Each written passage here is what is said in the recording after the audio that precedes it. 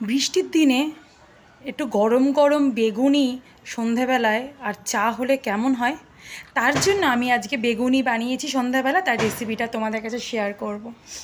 প্রথমে একটা পাত্রে আমি কিছুটা বেসন নিলাম, তার মধ্যে দিয়ে দিলাম নুন, কর্নফ্লাওয়ার আর দিয়ে দিলাম জলজিরা গুঁড়ো। অল্প দেবো, পুরো প্যাকেটটা দেবো না। দিয়ে এবারে ভালোভাবে পেস্টটাকে মেখে নেব। মাখানোর পরে গরম তেল যাতে আমি বেগুনিটা ভাজবো, সেই গরম তেল ওর উপর থেকে একটু ছড়িয়ে দেব।